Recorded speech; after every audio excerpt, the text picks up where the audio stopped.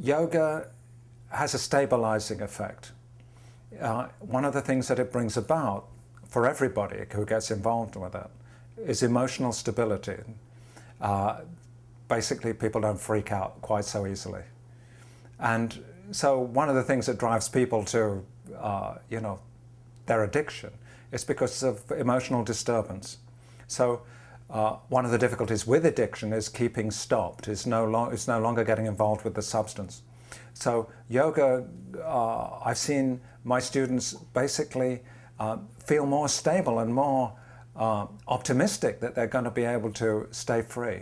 So yoga is my step 11, because I'm quite frantic and hectic, and very rarely sit down to meditate. Well, never sit down to meditate. Barely sit down to take time just to kind of be in my day. I go to yoga, and that is my time, and that is time for me to come back down to earth and to come back into my body.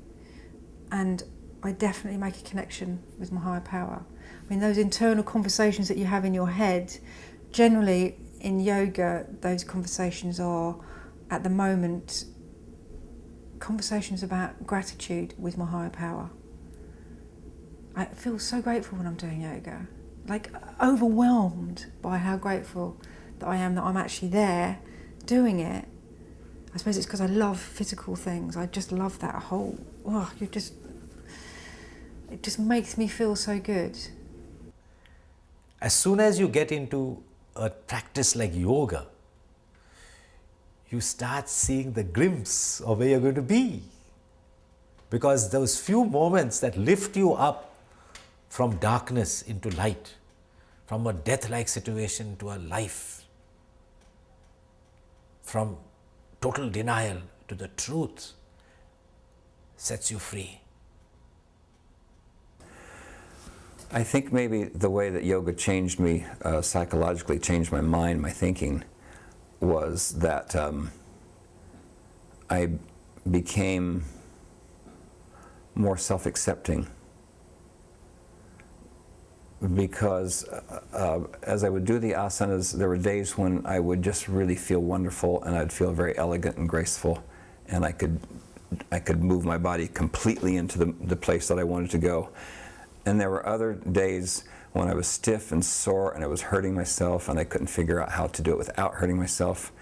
But somehow the accumulation of the experience gave me the willingness and the ability to stay with what I was experiencing and not give up. And there were a lot of days when I would when I was really exhausted and not feeling well, when I would start my practice with Shavasana, I would just lie down and say, this is my practice today. I'm going to lie here. and sometimes after lying there, I would get inspired to lift a leg and do something. But it would start with that lying down and accepting that I was exhausted and not feeling well and not feeling fit. And self-acceptance is one of the primary components of recovery from addiction, because you really have to accept that you're not perfect. A lot of addiction, I think, comes from the desire or the need to be perfect, and the quick realization that you're not perfect, and therefore you just, fuck it, you're just going to go eat something you shouldn't, or you're just going to go masturbate and make it feel better, and just get away from it. And when I'm able to accept myself and accept that I'm not doing well, then the next step is I can usually call somebody and say, wow, I'm feeling really terrible, I'm dysfunctional today. And a lot of times after that sequence of events, the first accepting and admitting where I'm at, and two, reaching out to somebody, and sometimes it's just praying. I'm able to pray now and say, okay, God, help me out here, I'm not doing well. Sometimes it's getting on the phone and asking somebody for help.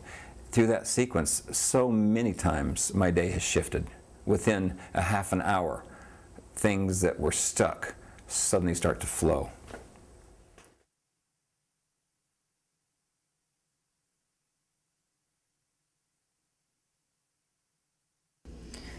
Okay, if I've got a good step 11, which is a conscious contact with my higher power, that has a ripple effect throughout the rest of my life. It means that I'm in contact with that higher power, therefore I'm much more ready to hand my will over. It means I'm generally much more calm because I've handed my will over, so it doesn't really matter what I do with my day, it's already preset. And I just generally have a better day.